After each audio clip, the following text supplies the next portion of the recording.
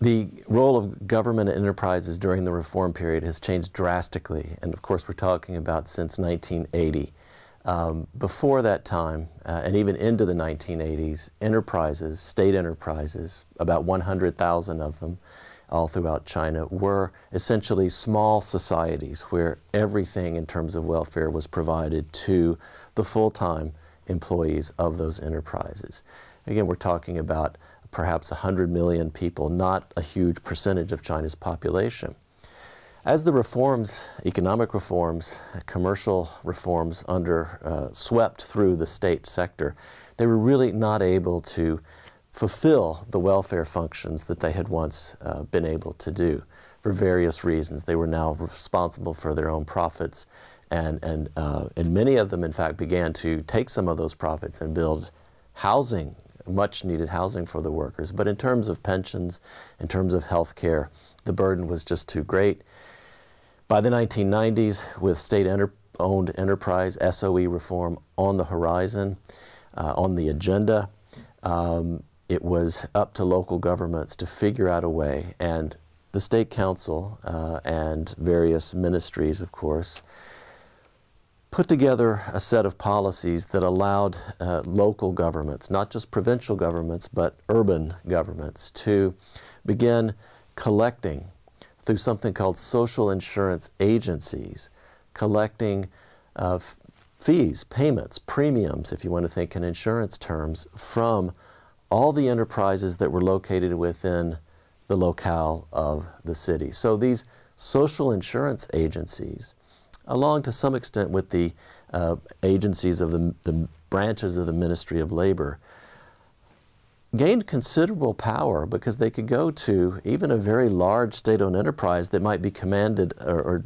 coordinated under the direction of some national ministry in Beijing and say, hey, you owe us 20% of your entire wage bill for pensions. On top of that, you owe us another smaller percentage for health care premiums. On top of that, for each individual worker, we're going to take 8% for pensions, a smaller few percentage points for health insurance premiums. So these social insurance agencies amassed very large treasure chests that then it was their responsibility to now pay for the pensions of the retired workers, pay for the health care of the current and retired workers, pay for workplace injury compensation costs related to their workforce. And the tricky thing was, who pays for the 30 or 40 million workers who have lost their jobs through layoffs, through state-owned enterprise bankruptcy? That became more complicated, and it led to a lot of protests, as neither the old enterprise nor the social insurance agency would provide support for these 30 to 40 million laid-off workers. Here we are 20 years later, almost, from that time. Those laid-off workers are kind of trapped in between. They didn't have a whole lifetime of paying into social insurance, nor did their enterprises do so. And at the same time, they're not able to be covered by health insurance and social health insurance and pension insurance. And so many of them are on minimum livelihood guarantee, or the DBAO. Some of them are on a kind of urban resident pension. We don't really know these numbers, but it would be really, but it's something important to pay attention to in the future.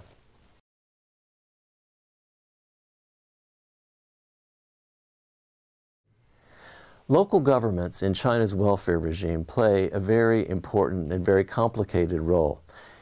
In some ways, it's as though there were not one health insurance system or one national pension system, but in fact, for as many urban localities as there are in China, let's say around 2,000 or more, the number is rising every year, each of these city governments has established its own pool, its own risk pool, and in insurance terms, its own pool of funds to both collect revenues, to fund the pension and social insurance system, as well as to pay for the benefits and medical reimbursements for the people who live within that territory. So it's highly fragmented in this way. In some respects, this gives local governments, as is very important in China's reforms, the incentive, the monetary incentive to go out and collect revenue. So you're using the capabilities of the local government and in some ways encouraging them to do what they do best. But on the other hand, it's extremely inefficient because rather than having one centrally administered or even 31 provincially administered pools, you have these 2,000 some odd urban and county funds and pools that are responsible only for their workforce. So they play, the answer, the one solution, of course, is to scale up to the provincial or scale up even to the national level. This sounds easy on paper, but in fact, it's very difficult to do in practice because local governments are like human beings, and we don't like to share something that money that we've collected and earned through our hard work. We don't like sharing it with another locality who may have a higher level of retirees or sick people to support. And so this leads to continued fragmentation at this county and city level. Highly, again, in comparative terms, highly distinct, highly unique. And I've been studying this for almost 20 years now, and I still ask the same question of why can't this be scaled up, and more or less get the same answers, is that it's just complicated and there's a lot of resistance.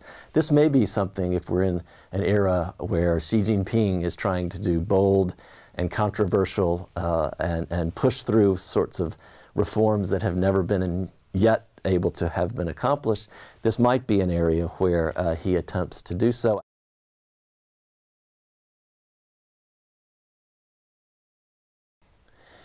China's pension system faces multiple challenges today, one of which is its highly fragmented character that I alluded to in an earlier comment. 2,000 locally administered pools rather than one national pool, highly inefficient, highly inegalitarian, depending on where you live, where you were born. It's very difficult to gain access, even if you've moved to a wealthy area, difficult to gain access to the pension system or pension benefits from that area. Another challenge is, of course, has to do with the ever-increasing levels of fragmentation on a sectoral or social level, of course. So we're not talking about local governments fragmentation, we're talking about sectoral fragmentation or workplace status fragmentation. A third and final challenge, of course, the big one, is how will the pension system continue to sustain itself at a time when you have rapid population aging, going from a macro kind of population level of about eight working age population people for every one retiree a few years ago to by 2035 or 2040, 3 working age population people for every one retiree. So that is a major challenge. People talk about this a lot. The other problem is that even right now, before the real serious aging population wave sets in, the benefits of pensions, the amount of money that is being adjusted and increased every year to people over the age of 60, it is for men, younger for women in the workforce, women retirees from the workforce, that the rising benefits are going to continue are not going to be sustainable because you are not going to be able to collect enough revenue in order to continue to increase the benefits at the rate at which local governments are deciding to pass along pension increases on an annual basis to those of working age population. This is a familiar pattern that one sees in liberal democracies where elderly citizens as voters are very important constituents, and they're very well protected and very well taken care of when it comes to pensions and health care.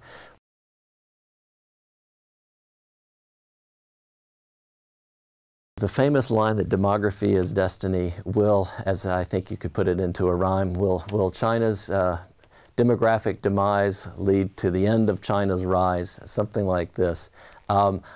You see, one can find many sorts of publications that predict the very worst kinds of economic and social scenarios accruing to not just the aging population, but also male-female ratio population imbalances. Yes, it is true that the ratio of the working age population to those over, say, age 65 is going to decline severely in the next many years.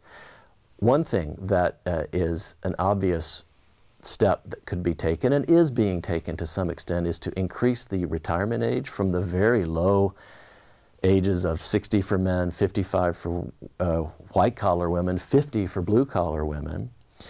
These ages were put in place at a time when China's life expectancy nationwide, because of high levels of infant mortality, was even below the retirement age. They were in the 30s and 40s. This is in the early 1950s that these retirement ages were put in, lifting the one-child policy, reforming the one-child policy, as has been done.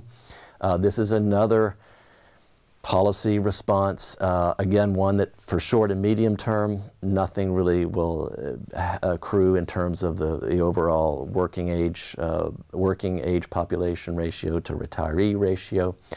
But one thing that I think people overlook in these scenarios is the following, that you have something like 280 to 290 migrants who are coming to cities to work.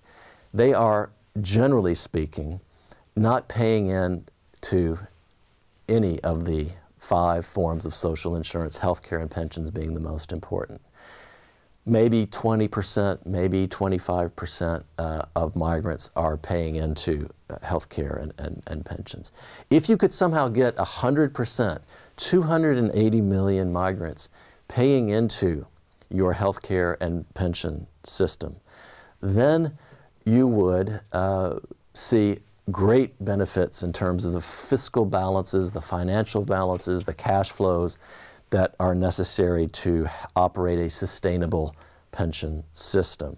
It's very much akin to telling an American government that if you were not so fussy about immigration and you had people from outside the country coming to work in the United States, they would pay into the Social Security system, and you would have a great source of revenue if you want to be really instrumental about it.